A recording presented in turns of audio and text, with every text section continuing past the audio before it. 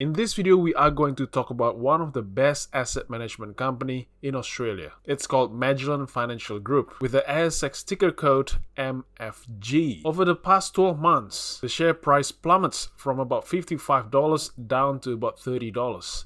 That's about 45% decline. Buy the dip or pass. But if you look at the MFG share price for the past 5 years, it has been a roller coaster ride. At some point, the share was trading at $70. That's a 5-year high. If you look at the financial year 2021 investor presentation, average funds under management is actually getting better. It's getting bigger from 95 billion in 2020 up to 103 billion in 2021. The adjusted net profit tax is about the same, about $400 million. However, the stat net profit after tax is down 33% from about 400 million down to 265 million. And I think that's where the investor gets upset. Just a little bit of background with MFG. MFG is one of the asset management company that are respected in Australia with the chief investment officer, Hamish Douglass. I think he's one of the best fund managers in Australia. And what I like with this asset management, they have the Global Fund who has achieved 12% net return for the past 14 years, whereas the benchmark index has done only about 7%.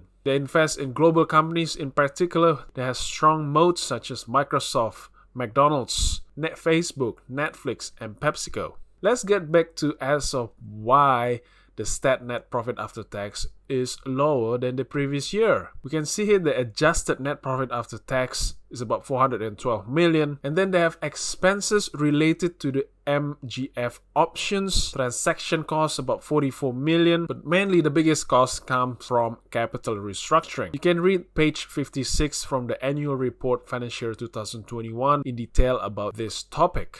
But I believe it is just a one-off liability that actually will benefit the business overall, because once the option is exercised, it will increase the fund under management and therefore larger performance fee and therefore higher profit after tax. The other positive thing about it is that Magellan Financial Group, MFG, is looking after the fund investor by sacrificing their own profit to look after this cost. And that is great because it will attract more interest to the fund and therefore the FUM will be much larger. Let's try to make sense why the share price has been looking like a roller coaster ride. For financial year 2020 and financial year 2021, they've been paying a similar amount of dividend per share. It's about $2.10 per share. And if you bought MFG shares at $70, that is a dividend yield about 3%.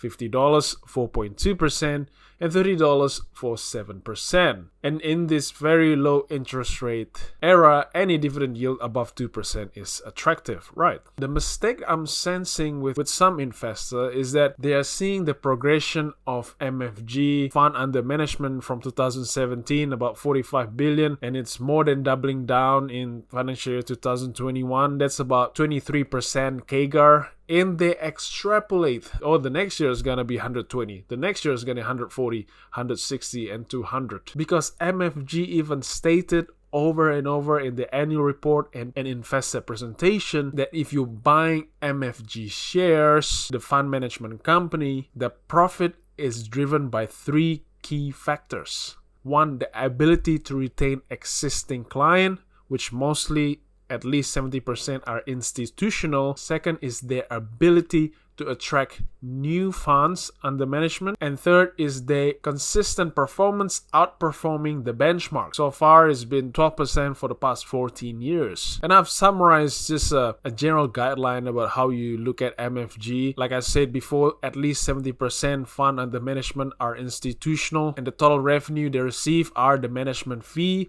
which are about 0.6% to 0.8% of the FUM, the funds under management. And out of that fund under management, about 100 billion, there's about 55% profit margin, so 45% on the expenses. And here is why I think anyone who bought MFG at $70 believes that MFG FUM will reach about 200 billion, because 200 billion will generate about 1.2 billion of total revenue. There's 0.6% of the fund under management, and out of 1.2 billion revenue, there's 55% profit margin, so that's about 660 million profit after tax. Given they will not issuing any more shares, with the average number of shares about 184 million, that's earning per share about $3.60. And if you bought the shares at 70, that's a price to earning ratio of about 20. And if you got PE of 20, that's about net return about 5% per year, which is very similar to all conservative LIC in ASX such as AVIC and Argo. On top of lower stat